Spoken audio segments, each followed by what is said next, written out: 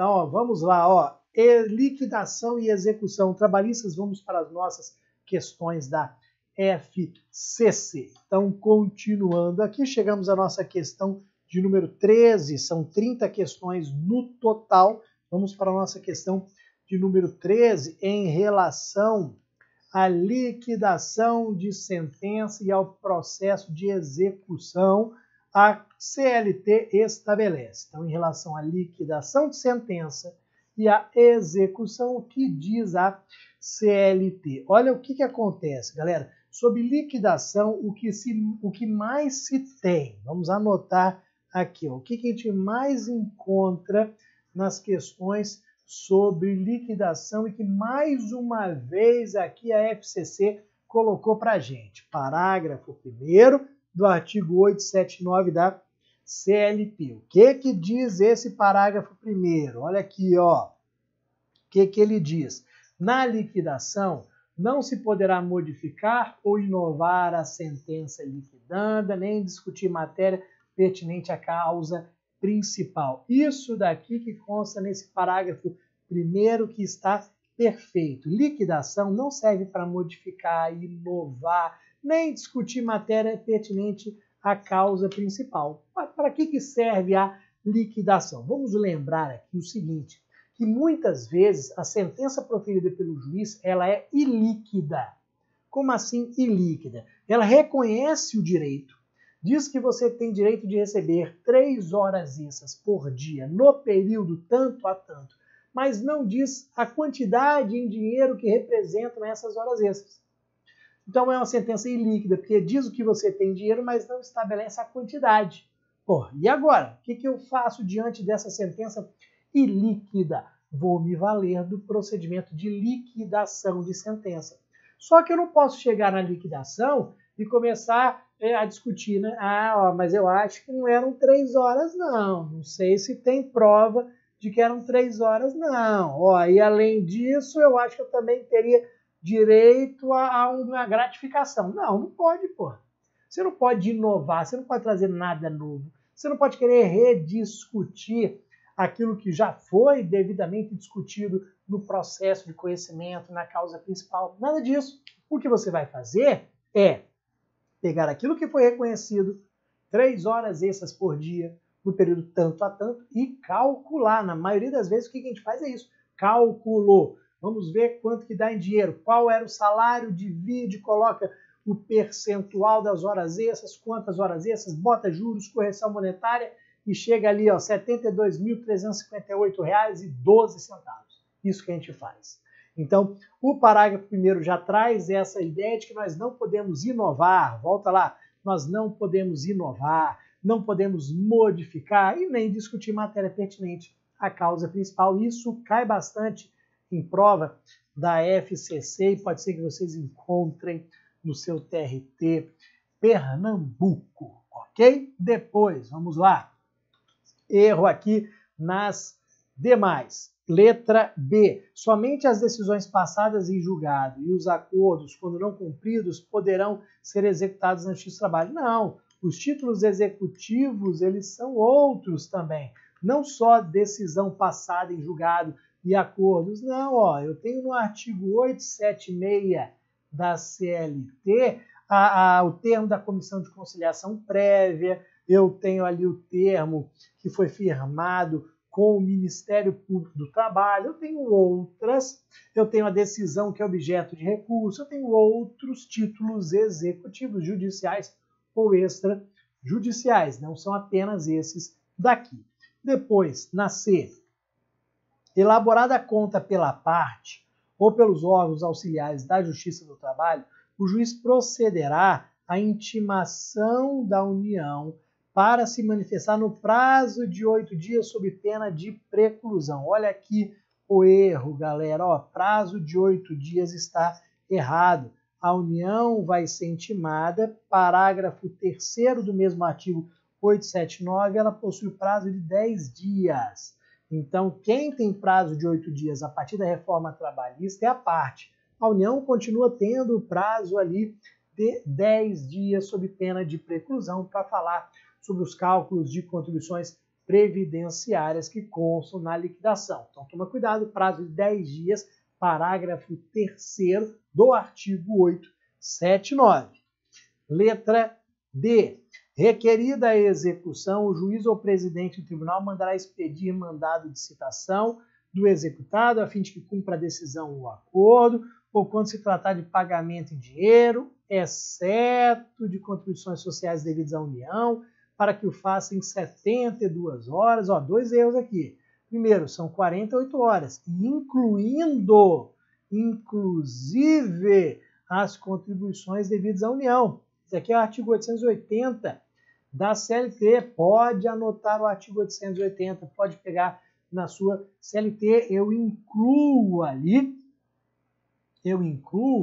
as contribuições devidas à União e o prazo é de 48 horas, ok? E letra E, não pagando o executado nem garantindo a execução, seguir-se-á a penhora dos bens, tantos quantos bastem ao pagamento da condenação, sem o acréscimo de custas e juros, não, incluindo custas processuais, juros de mora, ok? Então, realmente, o erro aqui, vamos ler o artigo 880 da CLT. E aí vamos para a nossa questão de número 14. No tocante à liquidação de sentença, novamente, em regra, de acordo com a CLT, é certo que, olha aqui, é certo que, elaborada a conta pela parte ou os órgãos auxiliares da Justiça do Trabalho, o juiz procederá à intimação da União para manifestação no prazo de 10 dias, sob pena de preclusão, como eu falei para vocês, parágrafo 3º do artigo 879 da CLT. Quais são os perigos aqui, ó, galera? Procederá, é obrigatório. Toma cuidado para, na prova do TRT, sexta região, eles não colocarem poderá intimar. Não, é obrigatório. O juiz procederá à união. Cuidado para eles não colocarem um prazo de 8 dias, como nós vimos na outra questão, porque a união são 10 dias. Ela tem 10 dias. Quem tem 8 dias, parte. E toma cuidado com pena de preclusão, porque às vezes a gente olha a União e aí acha que é um ente público, tem que proteger demais, fala que não tem preclusão. Tem preclusão sim. Se a União não se manifestar nesses 10 dias sobre o valor da contribuição previdenciária que foi incluída pela parte nos cálculos, já era. Não discute mais, não fala mais. Ou você fala agora, ou você vai se calar para sempre. Essa é a ideia da preclusão. Perfeito? Então está ok, parágrafo 3º. Vamos eliminar as demais assertivas. A liquidação não abrangerá o cálculo das contribuições, que deverá ser executado de forma independente. Não, acabei de falar que a parte ela vai incluir sim as contribuições previdenciárias devidas à União. O que a parte faz na hora de apresentar os cálculos é o seguinte: eu vou dizer quanto que você, empresa, deve a mim, quanto que você, empresa, deve à União de INSS, de contribuição previdenciária. Essa contribuição previdenciária é o INSS. Então, quanto que você deve a mim, credor trabalhista, quanto que você deve à União, credor previdenciário. Ok? Depois, B. Elaborada a conta e tornada líquida, o juiz deverá abrir as partes prazo comum de 10 dias. Não, ó.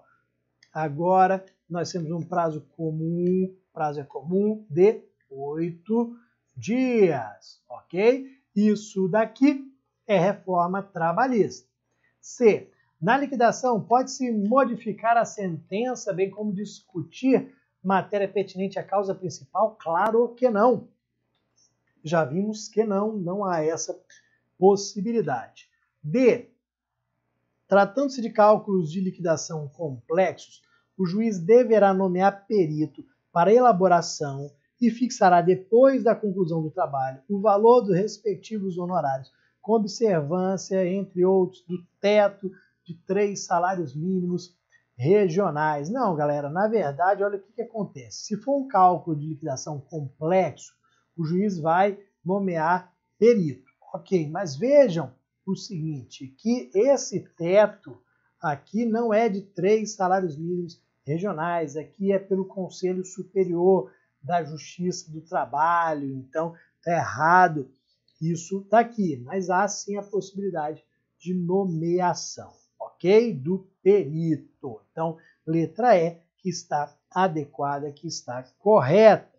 Vamos para a nossa questão de número 15. O que nós temos aqui na questão de número 15? Ó, tomar cuidado que é um incorreto. A gente tem ali 9 questões pedindo correto, uma pedindo incorreto. A gente vem ali, correto, correto, correto, correto, vai incorreto e erra de bobeira porque não presta atenção. Pior erro que tem é aquele que você comete por desatenção. Porra, eu sabia a matéria, estudei, vacilei. Então, a primeira coisa que vocês vão fazer, pegou a questão, já grifa ali se é o correto, se é o incorreto. No incorreto você tem ali 9 corretas, uma incorreta. Então, em relação à execução, a fase de execução é incorreto afirmar. Olha o que é incorreto aqui afirmar. Sendo ilíquida a sentença exequenda, será determinada a sua liquidação, que deverá ser feita por cálculos ou por artigos, não cabendo o arbitramento e devendo ser intimado o procurador do INSS para apresentar a conta dos cálculos devidos de contribuições sociais. Está incorreto realmente. Tem 2 erros aqui. Primeiro, ó, ele fala que não cabe a liquidação por arbitramento. E cabe. O artigo 879 da CLT vai trazer aqui 3 espécies de liquidação. Liquidação por cálculos, por arbitramento e por artigos. Então, o artigo 879 fala nas 3 espécies de liquidação, por cálculos, por arbitramento e por artigos. E aqui eu coloquei na ordem da mais comum e simples para a mais complexa e incomum no processo do trabalho. A mais comum, a mais simples, por cálculos, teremos apenas a discussão sobre cálculos que são apresentados pelas partes. Depois, no arbitramento, eu já tenho uma um pouco mais complexa, porque exige perícia. Então, no arbitramento, há necessidade de prova pericial. Na liquidação por artigos, que é a mais complexa, a mais incomum, eu teria necessidade de prova de fatos novos, ok? Então, cálculos, perícia e fatos novos. As 3 cabem. Então, nós já achamos aqui na letra D um erro. E aí tem um outro erro também. Devendo ser intimado o procurador do INSS para apresentar a conta dos valores de contribuições sociais? Não. Já falei para vocês mais de uma vez que quem vai apresentar os cálculos das contribuições previdenciárias é a parte. A parte vai dizer quanto que se deve a ela, credor trabalhista, quanto que se deve à União, credor previdenciário. Então, o cálculo da liquidação tem que incluir o crédito previdenciário. Você não vai intimar procurador do INSS para falar qual é o valor devido, não, é a própria parte. Claro que eu, parte, digo quanto que se deve à União, a União é intimada para apresentar manifestação. Se quiser, se não quiser também, tchau, precluir o azar dela. Mas esse que é o sistema, vamos acostumar com ele, ok? Depois, vamos aqui ver, todas as demais estão perfeitas, estão corretas. Então, ó, letra A.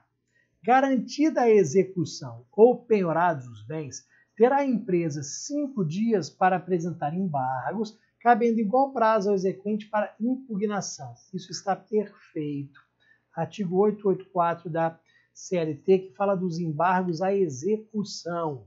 Então, quando fala apresentar embargos aqui, são os embargos à execução.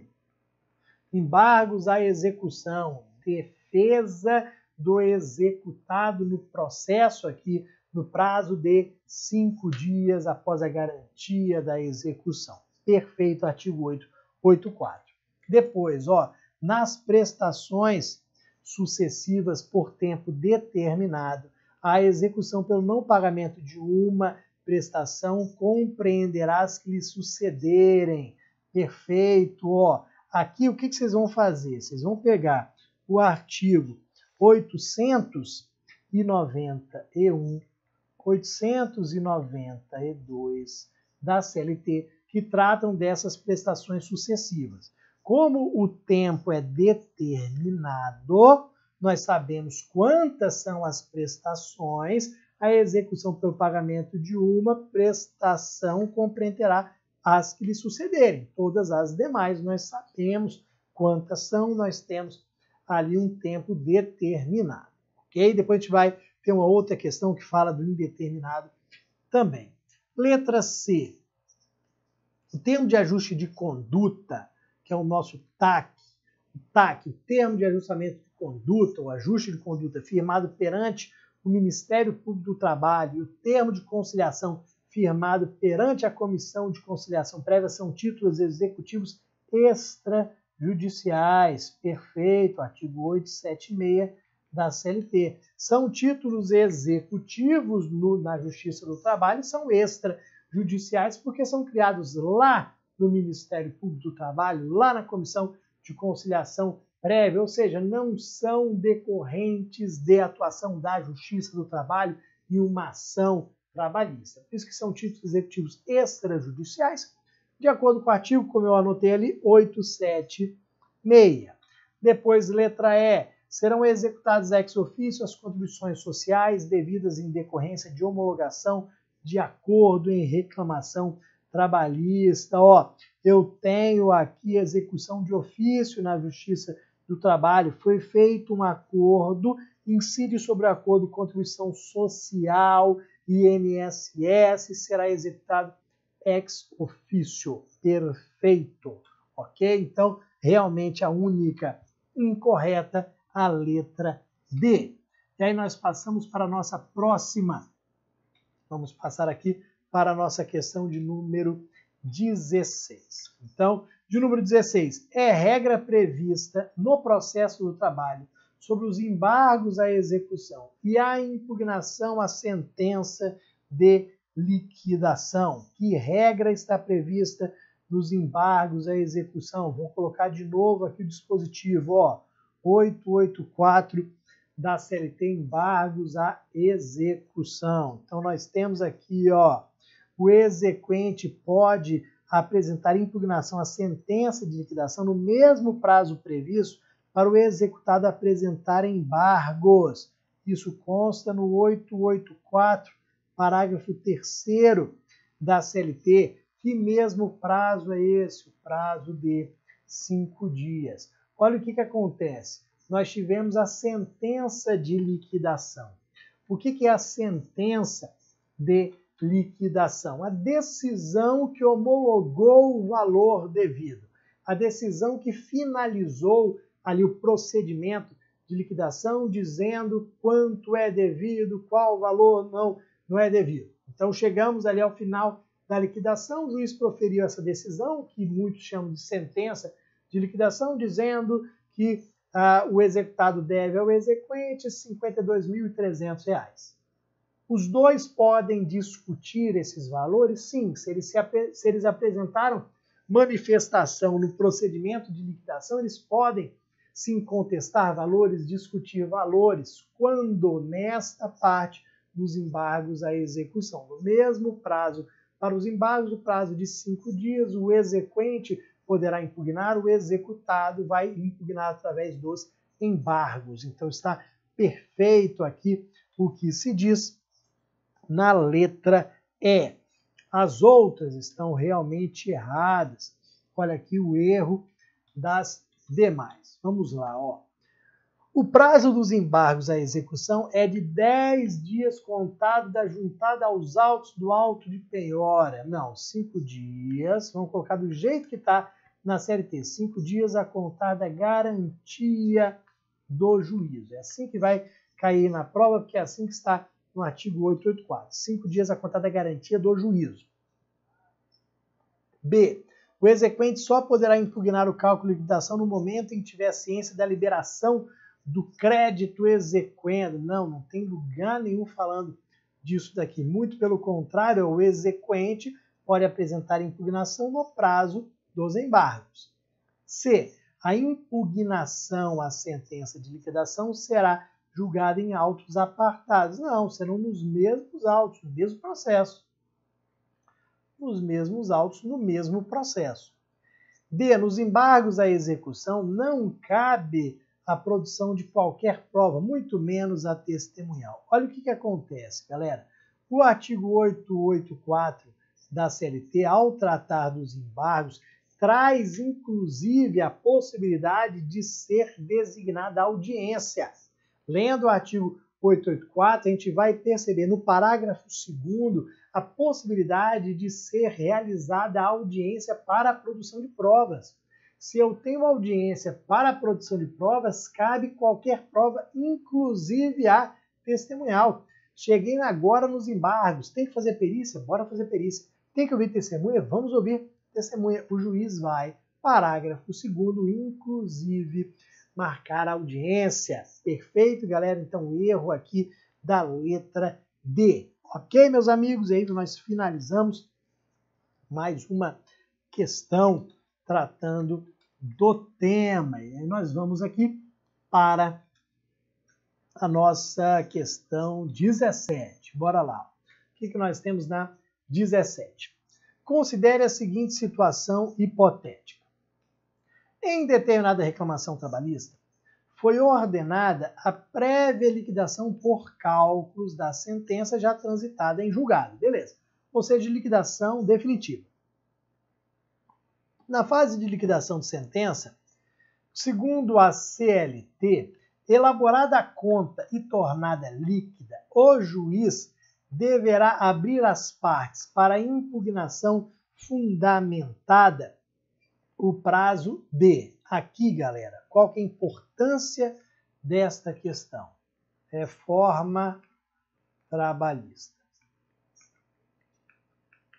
Parágrafo 2º do artigo 879 da CLT. Coloquei aqui por causa da reforma trabalhista. Reforma trabalhista, você coloca aqui, ó, parágrafo 2º.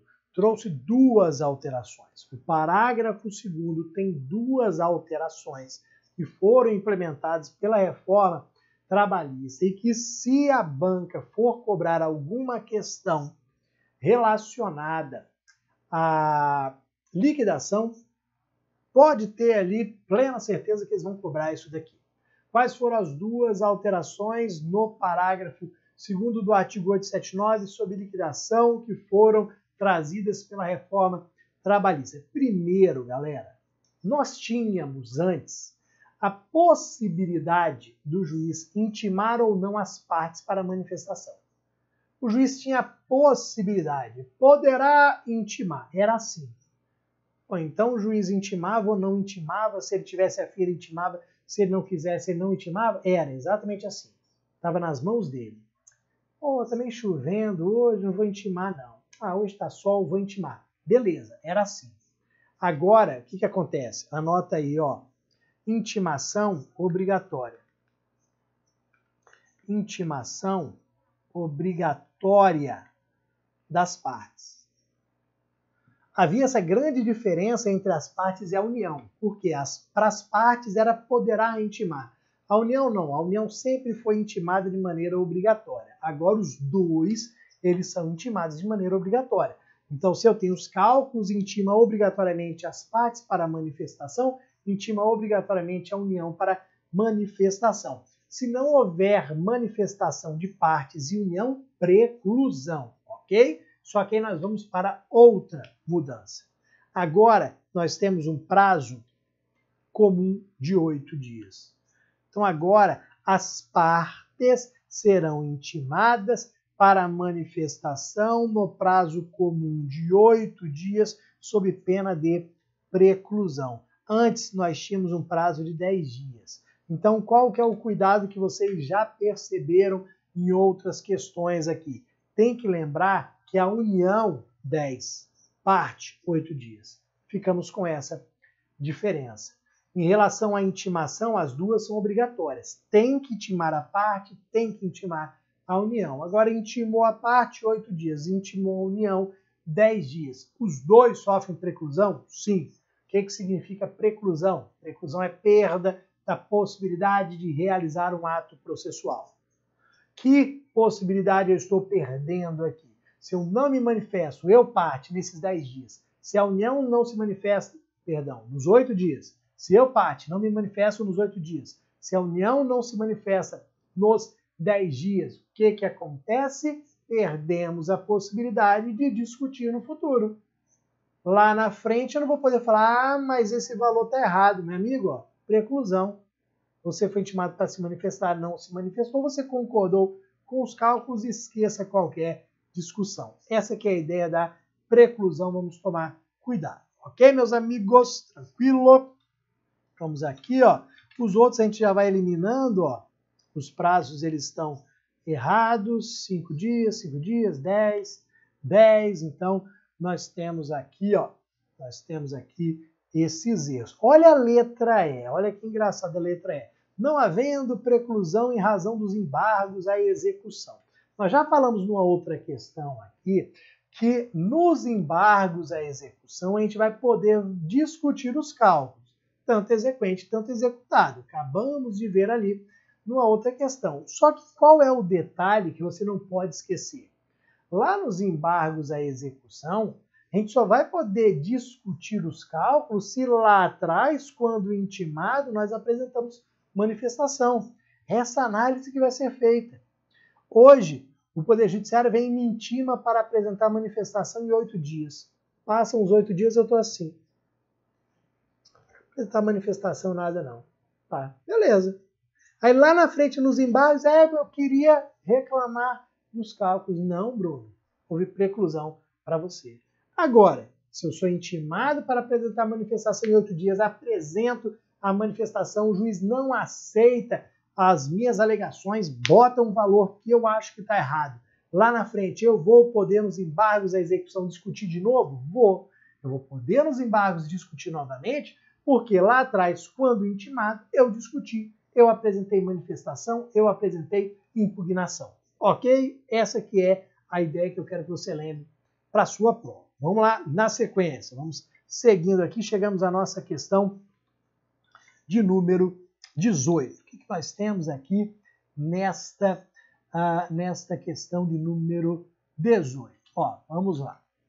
Em relação à liquidação, é incorreto. Então, já marcou aqui, porque é o grande perigo, a gente acaba vacilando aqui. Então, é incorreto afirmar. Olha aqui, os juros de mora e a correção monetária incluem-se na liquidação desde que requeridos na petição inicial e constantes da condenação. Aqui está errado. Desde que requeridos? Não, está errado. Isso aqui está contrário à súmula de número 211 do TST, que eu quero que você anote aí. Então, essa aqui é a ideia. Ó, estamos indo totalmente contrário aqui à súmula 211 do TST. Ela fala absolutamente o oposto. Ainda que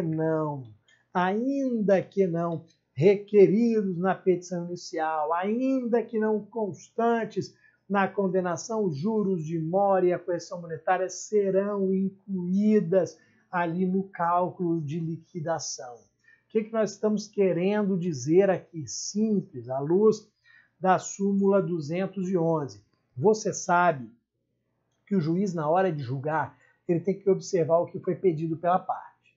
Então, o Bruno pediu horas extras. Eu quero a sua condenação ao pagamento de horas extras. Então, pedido do Bruno, condenação ao pagamento de horas extras. Vem o juiz e condena ao pagamento de horas extras, mais juros, mais correção monetária. Uai, pode condenar ao pagamento de juros e correção monetária sem pedido? Pode, tranquilamente, porque são pedidos implícitos. São pedidos que não precisam ser realizados de forma explícita, são implícitos. Agora vamos além, para a gente chegar à situação aqui. Eu não pedi juros de correção monetária. Pedido do Bruno, horas extras. Sentença do juiz que transitou em julgado, horas extras. Na sentença tem juros de correção monetária? Não. Aí eu chego e apresento os meus cálculos de liquidação. Aí eu quero receber tanto de horas extras, tanto de juros, tanto de correção monetária. A outra parte vem, opa, peraí, juros de correção monetária não está na condenação, não houve pedido, mas eu posso incluir? Posso. Mesmo que esse pedido não tenha sido feito, mesmo que ele não conste na condenação, pode sim ser incluído, súmula 211. A gente pode falar aqui tanto num pedido implícito, como eu já falei para vocês, como numa condenação implícita também. Então, desde que requeridos, que está errado, é mesmo que não requeridos. Mesmo que não constem da condenação. Ok? Vamos aqui na nossa sequência, letra B. Vamos ver quais são os erros aqui nas... Não, vamos ver que as demais estão corretas, perdão. Olha lá, olha o imbróglio aqui do incorreto. As demais estão totalmente corretas. Olha aqui. A liquidação pode ser feita por artigos, cálculos ou arbitramento. Como eu falei para vocês, são as 3 modalidades que estão previstas ali no artigo 879. Artigos, cálculos e arbitramento. Artigos quando há necessidade de fatos novos, cálculos pelo próprio nome, só cálculos aritméticos, arbitramento quando houver necessidade de perícia. Então, eu tenho os 3 tipos aqui no artigo 879 da CLT. Depois, ó, C. A liquidação abrangerá também o cálculo das contribuições previdenciárias devidas. Perfeito. Vou incluir também o valor devido aqui ao a União, né, a título de INSS, de contribuição previdenciária, vai para a União. D. Na liquidação não se poderá inovar ou modificar a sentença, nem discutir matéria pertinente à causa principal, que chove em prova. Vocês estão vendo que isso cai em toda a questão sobre liquidação. E aí, por fim, letra E, a instauração da liquidação por artigos depende da iniciativa do credor, facultando-se ao juiz, no entanto, determinar sua intimação para que apresente seus artigos de liquidação. Perfeito. A liquidação por artigos, ela não pode ser iniciada de ofício. Por quê? Porque a parte tem que trazer os fatos novos e a prova dos fatos novos que serão discutidos. Então, ela não pode ser iniciada de ofício, então tem que ter pedido da parte, ou então, no máximo, o juiz pode intimar para que apresente os artigos de liquidação, que seriam ali os fatos novos. Claro que se o credor não trouxer esses fatos novos, se ele não requerer a liquidação, não será iniciada. Ok, meus amigos? Então, o erro ali estava na nossa letra A. Vamos para a questão de número 19. Essa questão de número 19 é uma questão simples, é uma questão decoreba, só que nós temos que tomar cuidado porque ela cai bastante. Se nós pegarmos ali nos últimos 2 anos, essa chuva de TRTs que nós tivemos, chuva de provas da FCC, nós vamos encontrar várias vezes esta questão aqui. A resposta dela, antes de responder, vou colocar qual é o dispositivo legal que se aplica aqui, que você tem que saber, porque vai cair várias vezes e tem chance de ser encontrado na sua prova. Então, ó, vamos colocar aqui o seguinte. Qual é o dispositivo? Artigo 888, parágrafo 2º e 4º da CLT. Esses 2 dispositivos que você vai gravar na sua mente aí. 888, parágrafo 2º, parágrafo 4º da CLT. Eles tratam aqui da venda de um bem em leilão, da aquisição de um bem em leilão. A história aqui é a seguinte. Você ficou sabendo que vai ter na sua cidade um leilão de veículos que decorrem de processos de execução. Veículos que foram penhorados de empresas executadas. Você ficou sabendo que existem veículos bons, que estão num preço inicial bacana. Você vai lá no dia do leilão. Aí você gosta de um e deu lance. Deu lance, pá, acabou que você levou. Pô, foi o melhor lance, o único lance, você levou. A pergunta está relacionada ao valor da entrada que você tem que dar para garantir, para assegurar esse lance e o tempo que você tem para efetuar o pagamento do restante. Você vai dar uma entrada e vai pagar o restante. Pergunta sempre de concurso, de quanto que é a entrada, quando que você vai ter que pagar o resto e o que acontece se você não efetuar o pagamento do restante. Então, parágrafo 2º, parágrafo 4º do artigo 888 da CLT vão responder. Então, vamos lá, ó. Camilo está noivo de Isabela e pretende se casar no ano de 2017. Desde o noivado, Camilo busca adquirir um imóvel para a residência do casal. Fernanda, irmã de Camilo, advogada e militante na Justiça do Trabalho, entrega para o seu irmão o edital com leilão para a venda de imóveis penhorados em reclamações trabalhistas. E explica que para Camilo, que se ele pretender adquirir um dos imóveis, deverá depositar um sinal correspondente a. Então, ó, nós temos aqui um sinal para garantir o lance. Parágrafo 2º, parágrafo 4º dizem o quê? Ó, o sinal é de 20% do valor e tem que pagar o preço total dentro de 24 horas da arrematação. Então, o seu sinal vai ser de 20%. O restante você tem que pagar em até 24 horas da arrematação. Olha o que acontece. Se você lembrasse os 20%, você já matava quase tudo aqui. Aí você ficaria só na questão das horas, das 48, das 24, mas o dispositivo fala em 24 horas. Aí eu venho e te pergunto, beleza, o Camilo deu a entrada, 20% da entrada, só que se embananou e não conseguiu pagar o restante nas 24 horas. E aí? Consequência.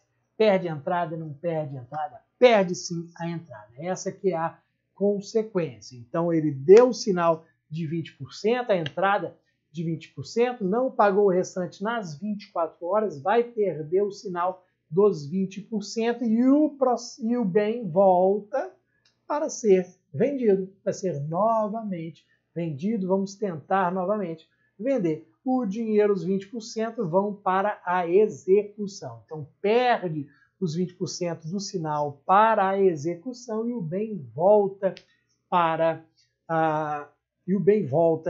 ser vendido. Ok, meus amigos? Tranquilo? Anotaram aí 888 da CLT, resposta simples para a gente ali dos concursos. Então, vamos continuar. Chegando à nossa questão de número 20, são 30 no total, como eu já falei para vocês, então temos mais 10 questões ali. Então, número 20. Em se tratando de execução trabalhista, nos termos previstos na CLT, o que nós temos aqui em relação à execução? Olha aqui, 20. Nas prestações sucessivas por tempo determinado, a execução pelo não pagamento de uma prestação compreenderá as que lhe sucederem. Esta informação está adequada ao artigo, está igualzinho ao artigo 891 da CLT. Olha aqui, as prestações são sucessivas por tempo determinado. Nós sabemos quantas são. Eu quero executar as prestações. São 20 prestações. Então, não houve o pagamento de uma delas. Eu quero executar. Eu vou cobrar todas as demais. Vão compreender todas as demais. São 20. Não houve o pagamento de uma delas. Vou cobrar as 20. Isso está no artigo 891 da CLT. Porque eu tenho prestações sucessivas por prazo determinado. Eu sei quantas são, vou cobrar, vai incluir todas elas aqui, todas as que lhe sucederem. Agora, nós temos também por prazo indeterminado. A gente vai ver que em outras, aqui eu tenho por prazo indeterminado, o artigo 892 da CLT vai falar que se for por prazo indeterminado, ó, não sei quantas são, não tem fim, digamos assim. O prazo é indeterminado. Então, nós vamos cobrar aquelas que já venceram e aquelas que vão vencendo até o início da cobrança. Então, eu vou ajuizar a ação, vou cobrar aquelas que já venceram. E aquelas que forem vencendo no curso do processo vão sendo incluídas também. Não dá para cobrar todas, porque eu não sei quantas são. O prazo é indeterminado. Então, cobra aquelas que já se venceram, aquelas que estão vencidas, e as que forem vencendo no curso do processo vão se incluindo ali automaticamente. Então, vocês vão ler o artigo 891, 892, um vai falar do tempo determinado, outro do tempo indeterminado. Isso daqui de vez em quando é lembrado pelas bancas, a FCC já trouxe essa informação várias vezes, então vamos tomar realmente cuidado. Vamos lá verificar quais são as erradas agora. Então, ó, não cabe a execução provisória por carta de sentença, nem a execução de prestações sucessivas por tempo indeterminado. Acabamos de ver que cabe sim por tempo determinado. Cabe também a execução provisória por carta de sentença, execução provisória do julgado, está lá no artigo 899 da CLT. Se você interpôs um recurso e ele não possui efeito suspensivo, poderá ser iniciada a execução provisória. Letra B. Nas prestações sucessivas por tempo determinado, a execução deverá recair sobre cada parcela não cumprida, não compreendendo as que lhe sucederem. Ó, já vimos que é o contrário. C. Caberá a execução provisória apenas se for calcionado o valor de 50% da execução? Não, não há aqui esta exigência, não precisa dar caução, não precisa dar garantia. Letra E. Tratando-se de prestações sucessivas por tempo indeterminado, a execução compreenderá todas as prestações devidas até o final do ano de ingresso? Não, artigo 892 vai falar naquelas que já se venceram, como eu já disse e repito, aquelas que já se venceram e aquelas que forem vencendo no curso da execução. Perfeito, galera? Então, muito cuidado com esses dois dispositivos principalmente, e aí podemos ir para a nossa questão de número 20, vamos ficar na tela, vamos ficar sumidos ali. Então, vamos para a questão de número 21 de 30. 21 de 30. Então, vamos lá. Ó. A CLT, então, peraí. A CLT apresenta um capítulo próprio com disposições específicas sobre execução, segundo os quais. Então, olha aqui, o que eu tenho? Os termos de ajuste de conduta firmados perante o Ministério Público do Trabalho e os termos de conciliação firmados perante as comissões de conciliação prévia são considerados títulos executivos extrajudiciais que são executados na Justiça do Trabalho. Novamente, ó, igualzinho a outra que nós já vimos, a questão ela é diferente, mas a informação é a mesma. O termo de ajustamento de conduta, que nós chamamos de TAC, firmado com o Ministério Público do Trabalho, termo de conciliação da Comissão de Conciliação Prévia, são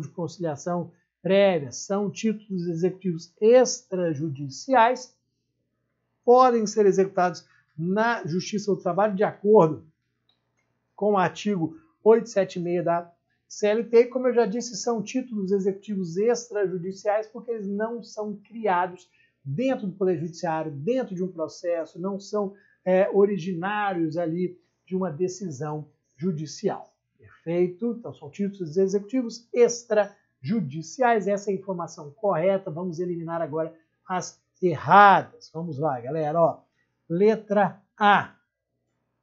As contribuições sociais devidas em decorrência de sentença condenatória não serão executadas ex officio. Ó, serão sim.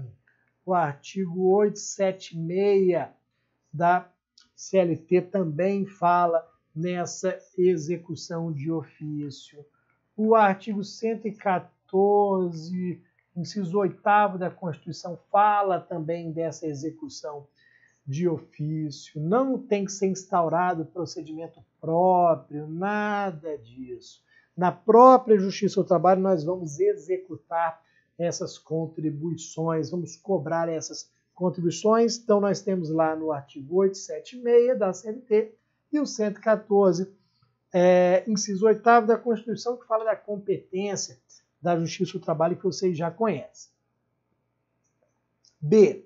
Garantida a execução, terá o executado prazo de 10 dias para apresentar embargos, cabendo ao exequente mais 10 para impugnação. Não. Nós sabemos que o artigo 884 da CLT fala um prazo de 5 dias para apresentar embargos e mesmo prazo para impugnação pelo exequente. Então, o 884 da CLT é um artigo fundamental para a sua prova, tá?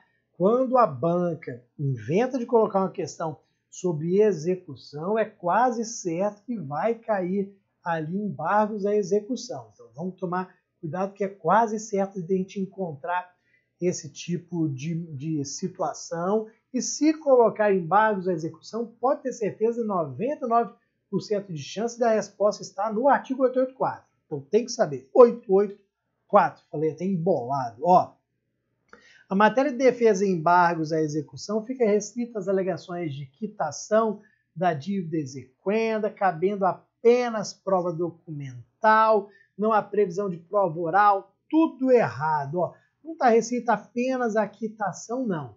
Parágrafo 1º do 884 fala ali de prescrição também, então, e não é apenas prova documental, pode ser prova testemunhal em audiência. O parágrafo 2º do mesmo artigo 884 trata ali da possibilidade de ser designada audiência. Então, vocês estão vendo que o 884 respondeu à questão do prazo, respondeu em relação à matéria e respondeu também sobre a produção de prova em audiência. Ele é importante. Eu, se fosse você, se você não fez ainda, vá lá e marque esse dispositivo, passe o amarelo aí como eu faço aqui, porque ele vai cair na sua prova. Não diga que eu não avisei, hein?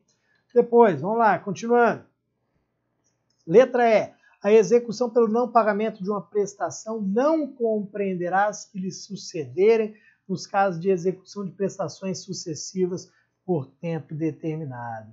Ó, nós vimos que compreende sim, o erro ali está no não compreender. Se é prazo, se é tempo determinado, vai compreender sim. Artigo 891 da CLT, mais uma vez a FCC cobrando esta matéria, se são sucessivas, se são ali sucessivas por prazo determinado, indeterminado, isso realmente cai bastante para a gente. E vamos lá para a nossa questão de número 22. Então vamos ali para 22, estamos quase terminando execução. Essa é a nossa última questão sobre execução, para nós irmos para os nossos procedimentos especiais. Então, ó, em determinada reclamação trabalhista, na fase de execução de sentença definitiva, foi homologado o valor de condenação em R$100 mil,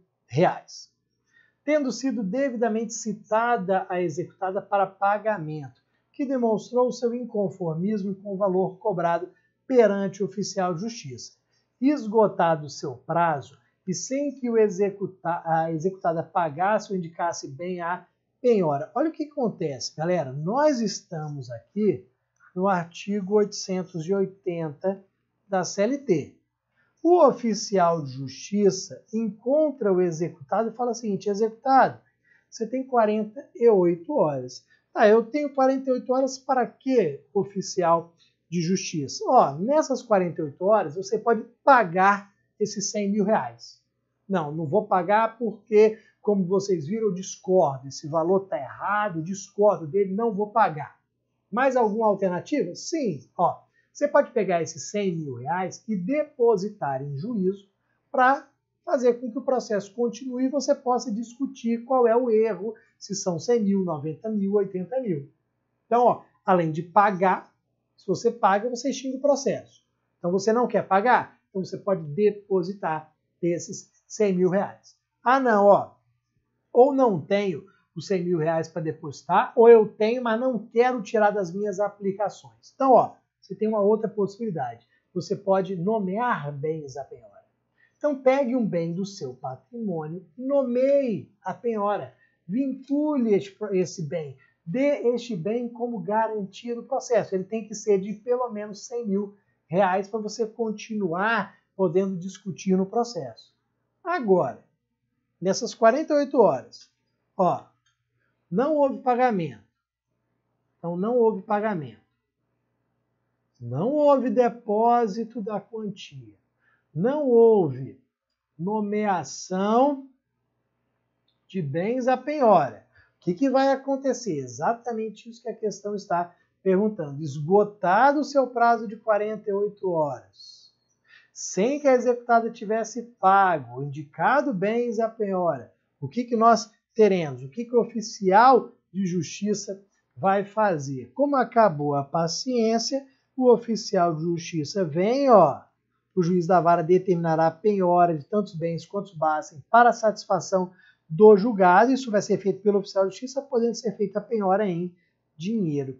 Então, o juiz vai determinar que o oficial de justiça faça a penhora de tantos bens quantos bastem para a satisfação do julgado, podendo ser feita a penhora em dinheiro, porque, ó, artigo 833 da CLP, do CPC mesmo, do CPC, o artigo 833 do CPC diz ali que o dinheiro é o primeiro bem a ser penhorado.